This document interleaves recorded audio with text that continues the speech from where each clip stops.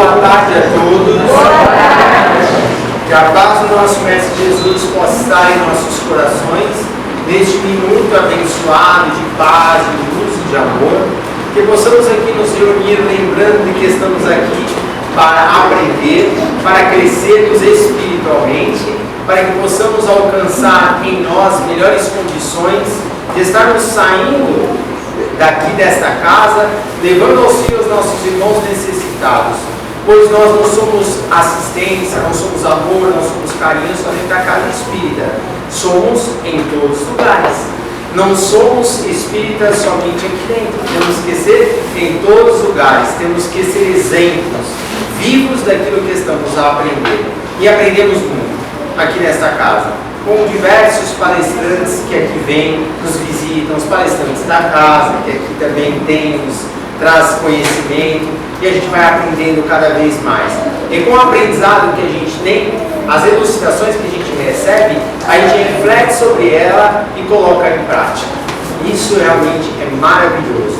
E aprender uns com os outros não tem coisa melhor, pois é isso que Jesus queria de todos nós. Aprendermos uns com os outros, amarmos como irmãos, para que possamos então ter a misericórdia eterna. É isso, gente? E, gente, hoje a gente tem nosso amigo querido Silva aqui novamente conosco, né? Estando para nos passar as suas palavras lindas e maravilhosas. E o tema desta tarde vai ser a resposta do tempo. Silva, fica à vontade, é nós obrigado por você ter aceitado o convite. Boa tarde a todos. Boa tarde. Que a paz crística possa nos envolver agora e sempre.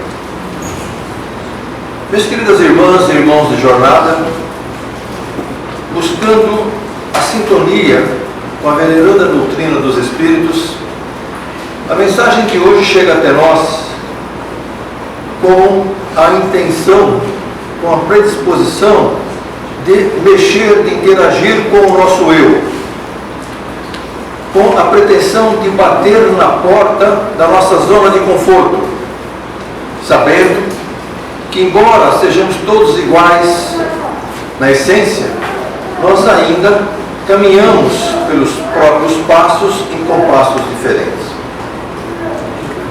Hipotecando todo o nosso amor maior a Deus e ao Cristo, proclamando o nosso amor fraterno a todos nós, encarnados e desencarnados, então a mensagem vem buscando, dentro do que é possível, uma forma lúdica, porém descontraída, de com alguma irreverência falar sobre o tempo. Existe o tempo? Quem faz o tempo? Quem é o dono do tempo? Para essas perguntas, nós teremos respostas fáceis. Não vamos precisar pensar muito. Mas num nível de complexidade, vamos vamos fazer a mensagem subir um nível e nos perguntar: se tudo na vida evolui, qual é a evolução do tempo? Se tudo na vida tem um começo, meio e fim, qual é o começo, meio e fim do tempo? Agora a gente já precisa pensar um pouquinho para responder. Vamos ter que elaborar uma resposta. Mas a mensagem quer ir um nível acima e nos pergunta: o que é passado? Não é quando é o passado, né? Hoje, o passado, ontem, futuro, amanhã. Não é quando. É que é o passado, que é o presente, que é futuro. E onde se encaixa o tempo na eternidade? Agora complicou. Agora, difícil responder, talvez é possível. Pois é. Eu confesso a vocês que quando esse tema, tempo, se apresentou para ser o protagonista da mensagem, causou um certo impasse. Foi preciso pensar mais de costume, mais que o normal, Mas a mensagem seguiu adiante, consciente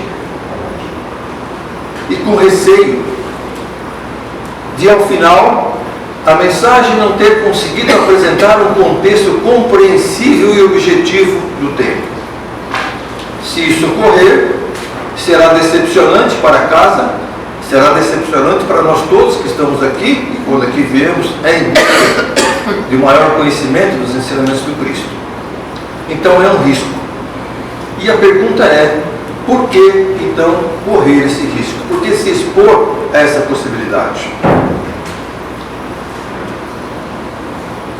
Meus queridos, com muito respeito, mas muito respeito mesmo, se a mensagem nos falar que 2 mais 2 é igual a 4, todos vamos concordar. Não há discussão, não há dúvidas. Então logo termine, nós vamos ter a bênção do passe, vamos descer para aquele café fraterno tão gostoso, mas já na escada teremos esquecido a mensagem, porque de novo nós conseguimos agregar, ou quase nada. Então a mensagem, como dito inicialmente, ela vem para interagir de uma forma proativa. Então ela não vai nos dizer que 2 mais 2 é igual a 4, mas ela vai nos afirmar que 2 mais 2 não é igual a 5. Pode ser 120, pode ser 48, pode ser 4 também, pode ser. E ao final,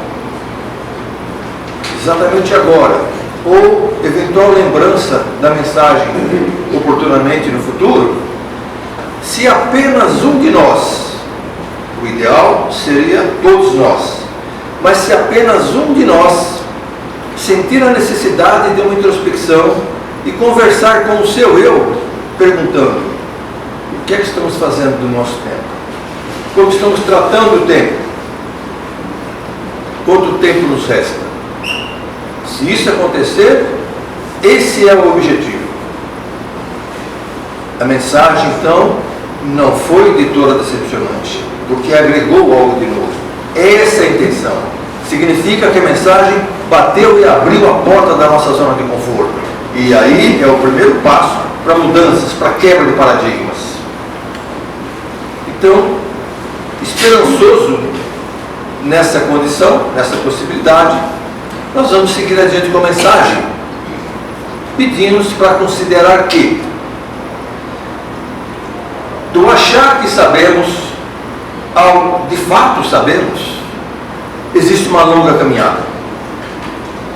E no mundo de expiação e provas, é natural que na nossa caminhada surjam obstáculos. Alguns mais tranquilos, outros mais difíceis. Nós vamos ter momentos de paz, momentos de tranquilidade, nós vamos ter até momentos de tempestades, né? Mas muito disto tudo passa pela nossa forma de caminhar. E nós podemos caminhar com a arrogância de quem acha que sabe, ou com a humildade de quem sabe que estamos caminhando com aprendizes. Então a mensagem, a resposta do tempo, vem para, com alguma propriedade, nos chamar a atenção para o tempo que gastamos com o tempo, discutindo sobre o tempo, sem saber exatamente o que é o tempo. Ela vem para despertar em nós questionamentos, suscitar reflexões, dúvidas. E, assim, é preciso prestar atenção, porque ela chega até nós como quem está gritando em silêncio, como quem está falando sem palavras, correndo sem se mexer. Ela vem para escancarar uma relação que nós temos com o tempo, fazendo dele nosso inimigo amigo, o nosso amigo. Ela vem para nos desafiar a esquecer do tempo, sem deixar de com ele se preocupar. Se tudo parecer incompreensível, assim é o tempo. Se parecer loucura, está absolutamente normal. E a ideia final é que possamos ter, junto a Deus, um momento de reflexão para entendermos melhor a nossa relação. Nós e o tempo e nós. Portanto, não se assustem com o jogo de palavras aqui e acolá. Sim aqui, não acolá. Não se assustem. A ideia é fomentar em cada um de nós a criação do seu próprio arcabouço no tempo. Então é preciso conjecturar sobre os conceitos do tempo, que é o tempo, para que serve, de onde veio, para onde vai esse tal do tempo. Sem isso, nós não conseguimos fazer esse nosso arcabouço do tempo. Então, meus queridos, é preciso entender que, se nós tratarmos o tempo com responsabilidade, existe um erro. Se nós tratarmos o tempo com irresponsabilidade, existe um erro.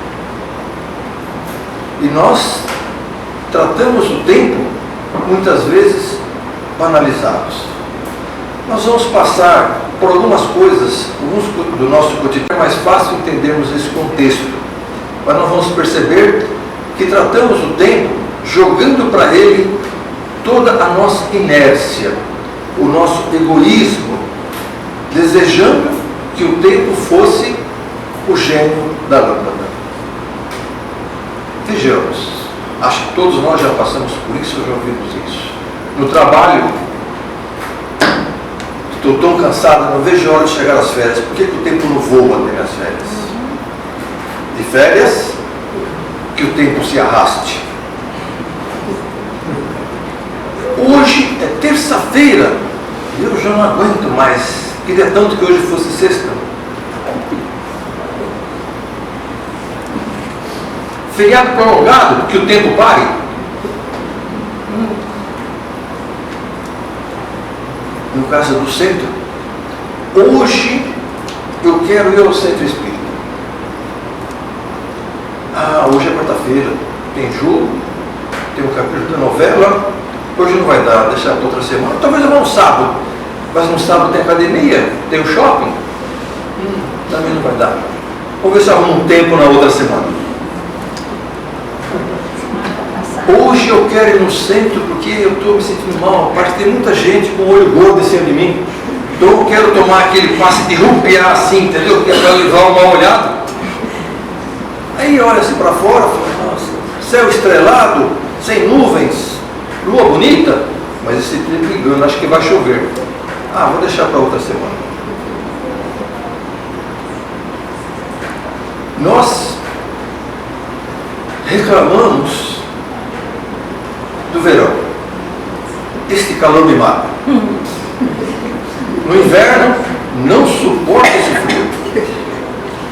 Nós ficamos esperando, às vezes, a primavera e suas flores. Queremos o outono para colhermos os frutos. E aí está um grande erro do homem, um grande erro da humanidade. Porque nós queremos sempre colher agora aquilo que nunca plantamos.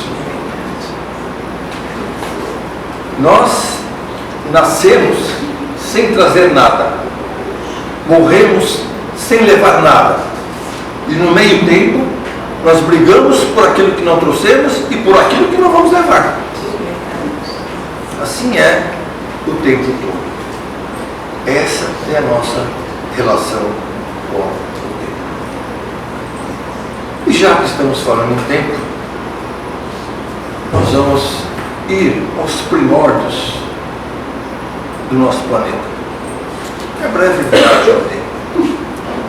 Exilados de Capela, todo mundo conhece, espíritos adiantados, com grande capacidade intelectual, tecnológica, vieram para cá para ajudar o nosso planeta, a iniciação do nosso planeta, e trouxeram todo esse know-how, só que para usar aqui, sem as ferramentas que eles tinham no mundo, no planeta superior, como era Exilados de Capela. E por que eles vieram então? porque moralmente eles têm muito a aprender. Desenvolveram muito intelectualmente, tecnologicamente, mas moralmente foi um fracasso. Então vieram aqui para aprender. No livro A Caminho da Luz, Emmanuel Chico Xavier nos fala sobre as civilizações antigas, o porquê, nos dá algumas explicações, de o porquê as concentrações dos povos das civilizações. Então ali só romanos, aqui judeus, egípcios, europeus, nórdicos, italianos, americanos, cada um no seu local, na sua concentração. Eles ali nos dão uma explicação. É interessante esse livro em todos os aspectos, mas em especial nesse. E eles chegaram aqui, começaram o trabalho, e aí, eventualmente, um perguntou para o outro: que horas são? Não sei, não inventaram o tempo aqui ainda, não inventaram o relógio. Então, como é que nós vamos fazer? Com a lembrança lá de Capela, vamos ver como é que fazemos para marcar o tempo. E perceberam que a sombra das pessoas mudava de posição ao longo do dia, nas noites claras também. Então criaram um protocolo, um método, um algoritmo lá para criar um sistema conhecido hoje como sexagesimal, base 60. E como é que eles fizeram isso? Parece que nós estamos saindo um pouquinho do tema, mas então não, é para enriquecer um pouquinho a abrangência da palavra tempo. Então, como é que eles criaram o tempo? Alguém sabe como é que foi criado os 60 minutos? Não é brincadeira que eu vou falar, gente. É dos anais da história. Eles, sumérios, babilônios, naquela época, com o polegar de uma mão, chegaram à conclusão que eles deveriam tocar todas as falanges dos dedos dessa mão. Evidentemente você não consegue com o polegar tocar o próprio polegar, certo? Mas você consegue tocar todas as demais falanges dos dedos. Então nós temos 4 dedos, 3 falanges, 12, um ciclo de 12.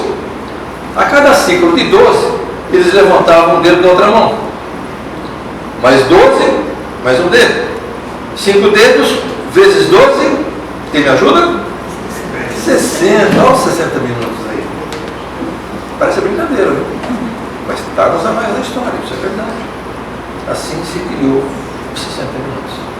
E os 5 dedos de cada mão? 5 mais 5? 10. 10 meses. Para quem não sabe, há muito tempo atrás, o ano tinha 10 meses. Começava em março e terminava em dezembro.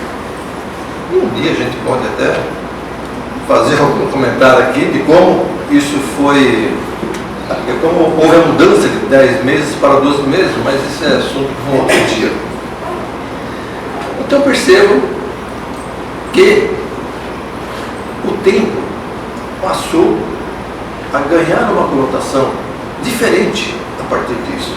Porque até então era o sol, vinha a noite, vinha o sol, vinha a noite, e não havia uma preocupação. Era tempo do frio, tempo da colheita, tempo do plantio e nada mais. Então está aí essa história do tempo. E hoje, o que o tempo representa para nós? Um conceito multifacetado. O que seria esse multifacetado? Várias faces, várias características. Então, na física, o tempo, mais ou menos nessas palavras, seria uma dimensão que mede a ocorrência dos eventos e acompanha a sua duração. Entrelaçado com o tempo, que é aquele conceito espaço-tempo que a gente escuta falar muito em física. O tempo no dia a dia é a atmosfera. A atmosfera é a nossa meteorologia. O tempo também mede aqueles eventos por duração, minuto, segundo, hora, dia, semana e assim por diante. O tempo é aquilo que psicologicamente nós atribuímos uma relação. Por exemplo, essa semana passou rapidinho. Essa semana demorou uma eternidade. tempo é ao mesmo tempo uma situação fundamental do universo, mede o tempo dos nossos eventos, das nossas ocorrências e das nossas sensações.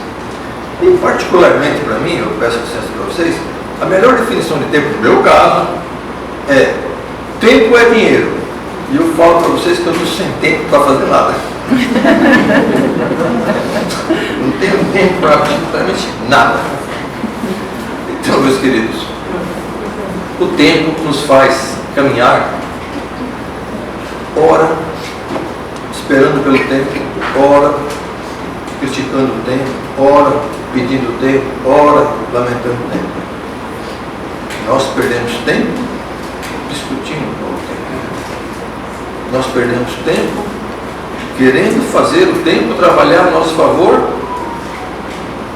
algo que não pode mais.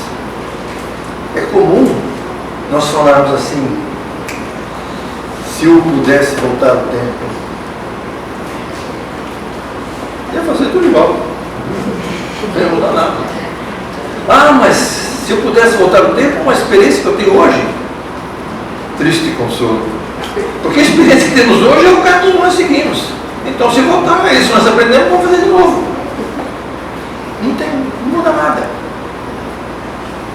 Concorda? Então, nós temos que não nos preocuparmos com o passado. O passado tem que servir de experiência. E nós temos que trabalhar o nosso dia a dia para que, se alguma coisa do passado acontecer e nós não achamos correto o que fizemos, vamos fazer diferente agora. Vamos aprender agora a fazer diferente. E trabalhar ainda para que essas situações que nós não queremos nem lembrar, às vezes, não voltem a se repetir, nem no presente, nem no futuro. Então temos que nos melhorar a cada dia, mas ficar preso ao passado, jamais.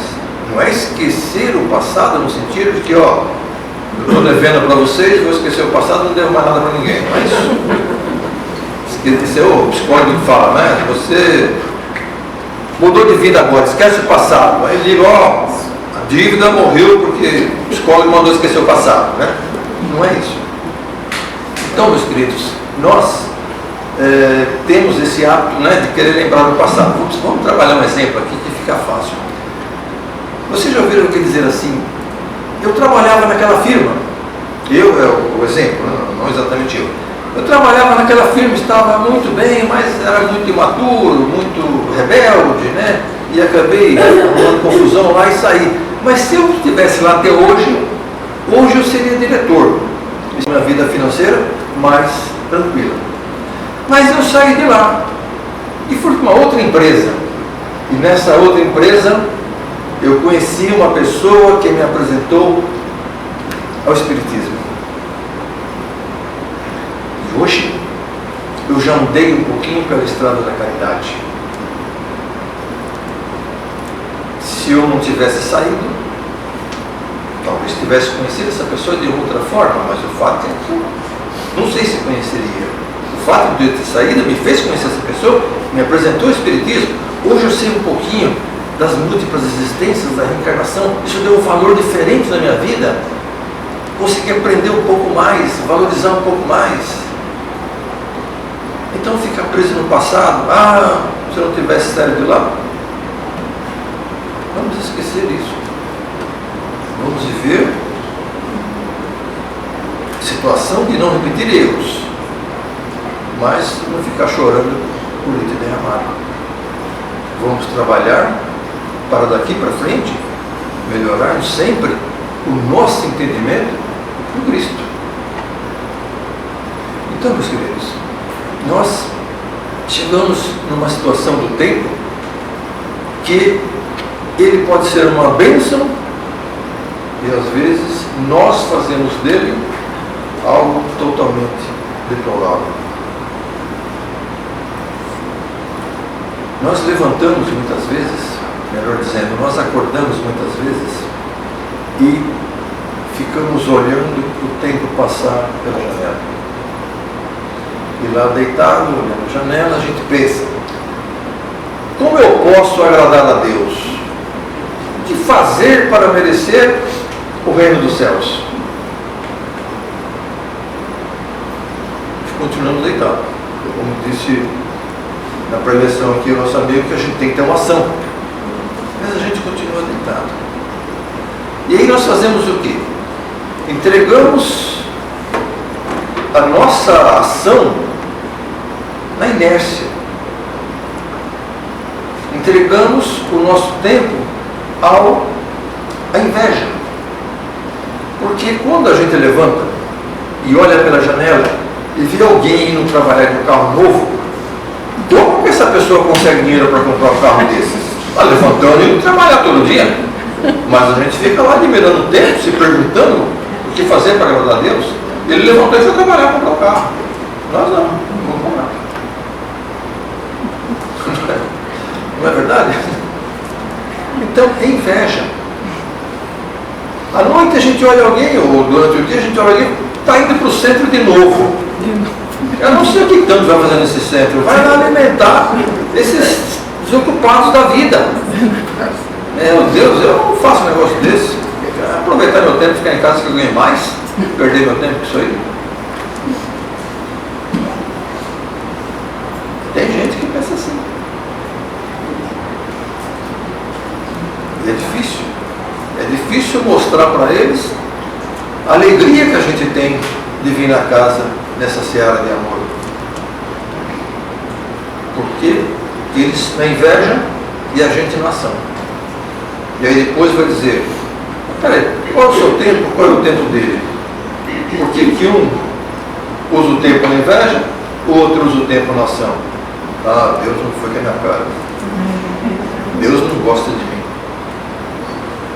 Não, meus queridos, somos todos iguais perante Deus, com as mesmas oportunidades. Nós aproveitamos melhores ou não? Cabe a nós termos essa posição. Eu ouvi recentemente uma palestra gravada de um grande ícone do Espiritismo, não sei se vocês conhecem, José Raul Teixeira. É uma figura maravilhosa. E ele disse assim: o passado, com outras palavras, o passado não existe. O futuro não existe, porque ambos, passado e futuro, são o presente. Por quê? Olha aqui, que teoria dele. Hoje nós estamos vivendo o que nós plantamos no passado. Estamos vivendo o resultado do que nós fizemos no passado. Então o passado é hoje, estamos vivendo o passado. Concorda? Hoje nós estamos preparando o nosso futuro, plantando o nosso futuro. Estamos vivendo o futuro hoje.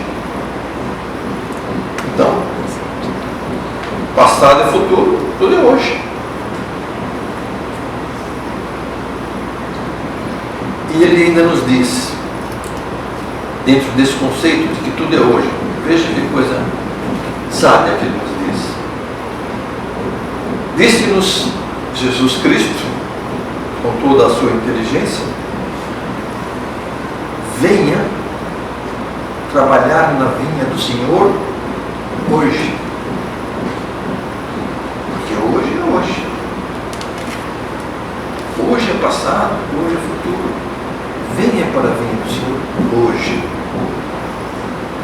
A gente olhando isoladamente, mas dentro de um contexto, a inteligência dessa frase, a bondade dessa frase, o carinho dessa frase de Jesus para conosco, relembrado pelo Raul Teixeira. Não tem como não pensar um pouco melhor no nosso hoje. O amanhã, meus queridos, é tão somente uma possibilidade. O futuro a Deus pertence. Então nós temos que trabalhar hoje. Temos que fazer hoje. Isso não significa que nós não vamos planejar o nosso futuro, planejar o nosso amanhã. É evidente que sim, não vamos ser radical nessa afirmação, nesse entendimento. Mas temos que fazer as coisas hoje, porque deixar para amanhã é complicado. Amanhã é só uma possibilidade. Nós precisamos entender que quando alguma coisa está difícil de compreender e a gente não sabe para onde ir, vamos dar um passo, porque no caminho Deus explica. Se a gente ficar parado, Deus vai ficar olhando, né, dando sinal para a gente se mexer, mas Ele vai explicar o quê? Então, estamos na dúvida, temos que fazer alguma coisa. Não significa que vamos sair doidados, aí atravessando a rua correndo como ser atropelado, não é isso. Mas nós temos que agir. Nós temos que plantar no hoje para colher no amanhã, isso é da lei. Plantar bem hoje para colher bem amanhã, ótimo. Agora, ficar hoje pensando, vou plantar, o que é que eu vou plantar? Planto hoje, deixo para amanhã. Corre-se o risco de não plantarmos nada no hoje e amanhã nós não vamos ter que colher.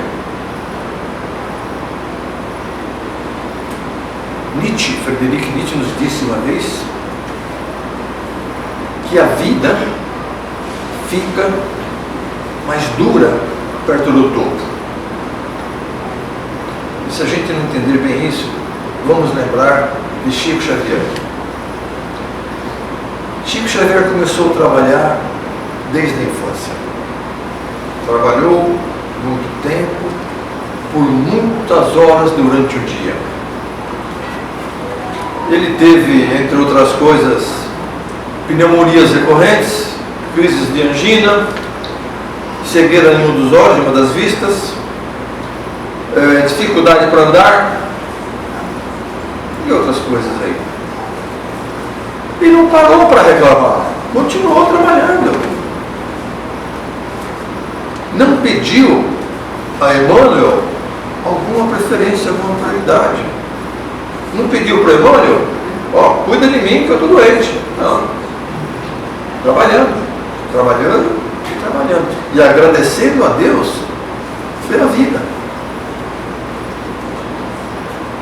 Então, com Chico Xavier, estamos muito distantes. Às vezes é uma comparação difícil de fazer.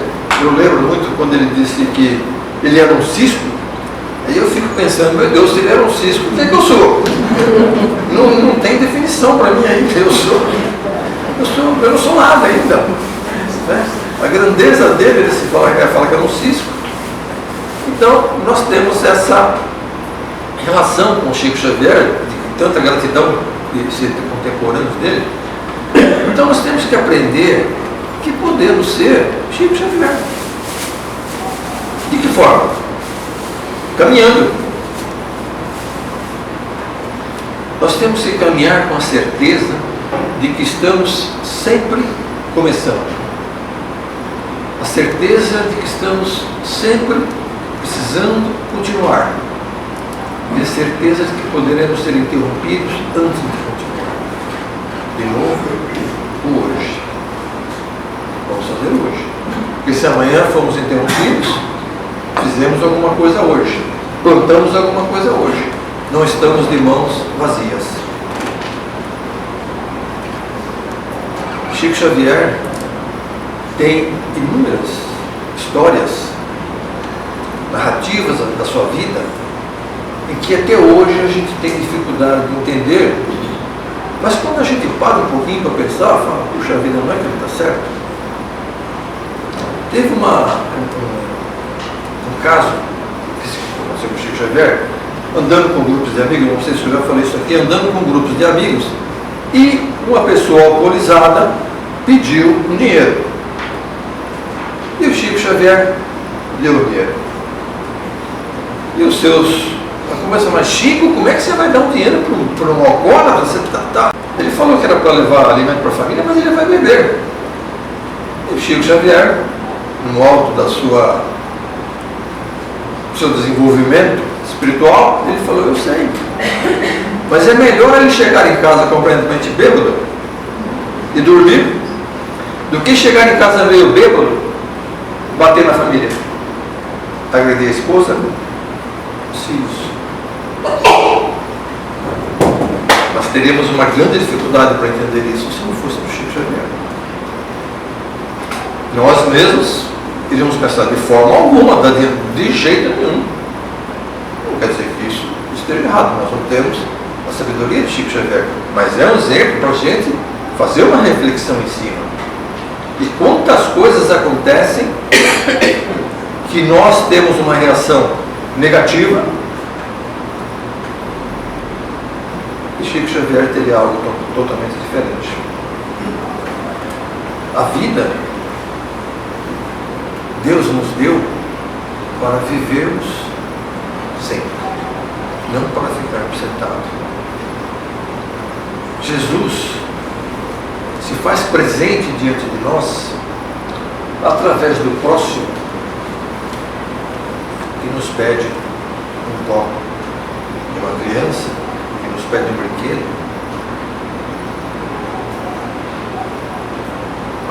Às vezes é preciso entender que aquele andarilho, ele quer um mínimo de conforto.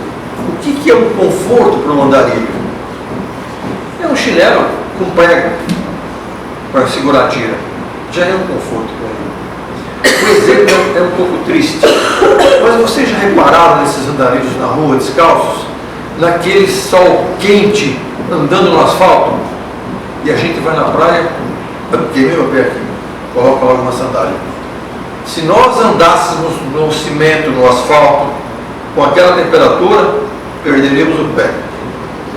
Era bolha o mês inteiro de pé, a gente sentado sem fazer nada. E ele estava andando normalmente. Vamos imaginar qual foi o sofrimento dele para chegar nesse estado de insensibilidade. A gente olha para os pés, perdão pela analogia, parece um pneu, de tão preto que é o pé, tão cascudo que é o pé, moldado pelo tempo, moldado pela dificuldade. A dor que ele sentiu no começo, antes de chegar nesse estágio, deve ter sido terrível. Vamos imaginar, vamos lembrar, se um dia na praia a gente queimou o pé na areia e saiu correndo. E eles fazem isso dia a dia. Então é preciso entender que quando as coisas acontecem, Jesus de alguma forma está se fazendo representar para nós. É importante entender que Jesus não vai descer aqui na terra para falar conosco. Jesus fala conosco através da espiritualidade e através dos exemplos que Ele nos coloca no nosso dia a dia, das provações que Eles colocam no dia a dia, para que nós ali possamos entender, ali está Jesus Cristo. Deus, na sua infinita bondade, nos deu esse planeta Terra como uma escola para que aqui possamos viver, para que possamos aprender. Nos deu Jesus como guia, como mestre. Colocou a espiritualidade para nos dar suporte. Colocou a doutrina para nos consolar, nos auxiliar. Colocou José de Mococa para nos abrir as portas. É só entrar na nossa frente. Mas se a gente lembra do José de Mococa, hoje tem jogo? Podemos ter um José de Mococa em cada casa. Se a pessoa quiser ir no jogo, a espiritualidade vai ficar sozinha. Então, Deus nos deu tudo isso. E se nós pensarmos com carinho, nós vamos perceber que a vida não entrega a conta na mesa errada. De jeito nenhum. Então temos que entender. Tudo na vida leva tempo. Tudo. Mas o tempo leva tudo. É só uma questão de tempo. Não mais. O tempo, ele é um amigo. Porque quando nada faz sentido para a gente, quando bate aquele desespero, a gente não sabe o que fazer da vida, o tempo acalma, o tempo consola, o tempo mostra o caminho. É maravilhoso. Nós ouvimos da palestrante espírita, acho que é Maíse Braga, que o tempo é um sábio mudo. Por isso que ele só acalma, mostra o caminho, consola. Ele não vai falar conosco, mas ele é um amigo. Desde que nós estejamos dispostos a ter um amigo. Se procurarmos inimigo, é um outro caminho. Nós precisamos entender a relação do tempo conosco. É preciso ser trabalhada de uma forma mais dinâmica, com mais respeito. Esperar o tempo bom para fazer uma boa ação,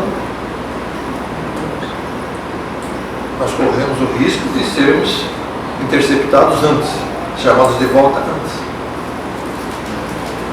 Então, meus queridos, se nós andarmos confiantes em Jesus, nós vamos entender que a vida para nós é como uma grande ópera, num grande teatro. E nesta ópera, todos nós temos o papel de protagonista. Se nós formos boas atrizes, bons atores, no tempo do porvir, nós vamos ouvir os anjos tocando um tambor, marcando a nossa marcha. Nós vamos ouvir os anjos, serafins, querubins, tocando o trompete, anunciando a nossa chegada. E nós vamos ver lá os serafins, querubins, eu não entendo muito de anjo, tocando harpa, nos recebendo num mundo de paz, num mundo de regeneração. Diferente do que nós vivemos hoje. Só depende de nós. Só depende de nós caminharmos. Então, queridos, eu fico aqui pensando, se essa mensagem do tempo está de fato fazendo com que nós possamos sair daqui pensando um pouquinho em o que fazer no amanhã. Começar hoje para terminar amanhã, sucessivamente.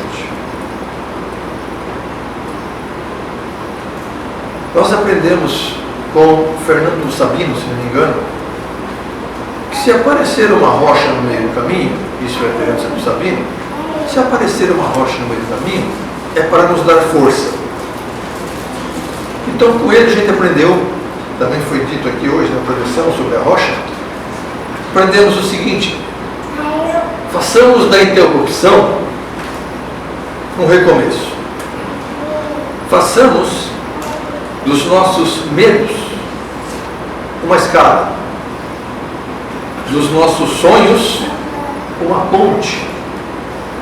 Façamos da nossa procura um encontro com Deus.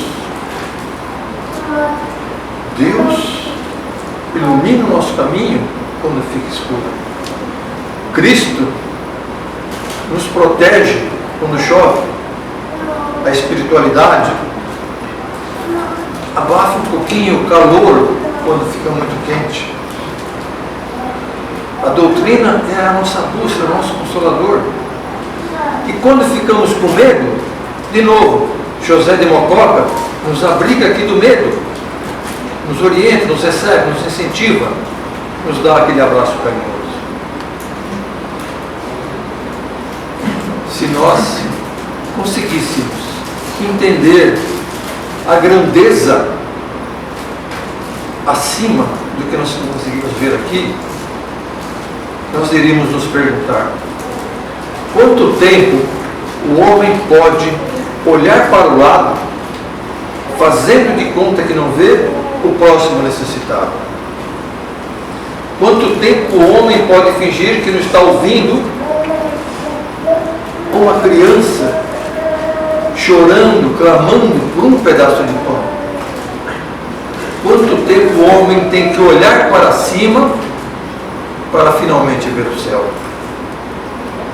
Quanto tempo o homem vai demorar para aprender que o ciclo se repete enquanto a lição não for aprendida? O que não se cura, se repete.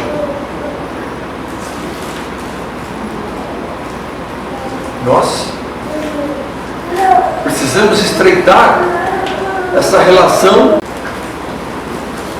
de várias formas.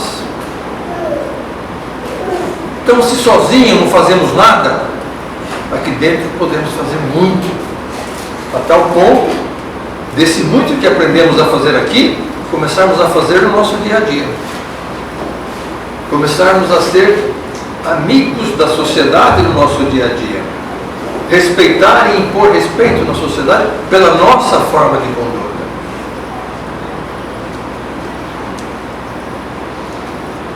Eu queria dizer para vocês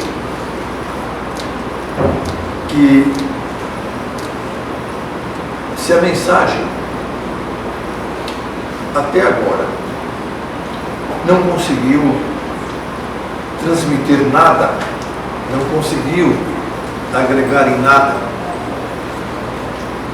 mas o final produzir uma só faísca de reflexão, olha só, valeu a pena. E eu não sei se eu já falei com o tempo com vocês hoje, falei sobre o tempo, não? Vamos falar um pouquinho sobre o tempo. Mahatma Gandhi disse: se todos os livros sacros da humanidade se perdessem e se salvasse somente o Sermão da Montanha, nada estaria perdido. E a mensagem já vem com descontração, já vem com irreverência, vai agora de uma forma gritante plagiar Gandhi. Vai ter esse ímpeto de plagiar Gandhi. E vai dizer o seguinte: fiz uma pergunta ao tempo. Sabe o que o tempo me respondeu? Nada. Passou, passou, passou. Então, em tempo, eu me dei conta que Deus me pede hoje conta do meu tempo. E eu vou, do meu tempo, dar-lhe conta. Mas como dar sem tempo tanta conta?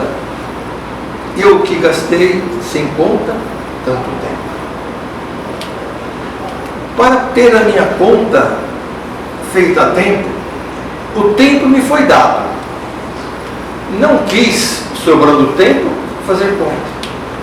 Hoje eu quero acertar conta e não há tempo.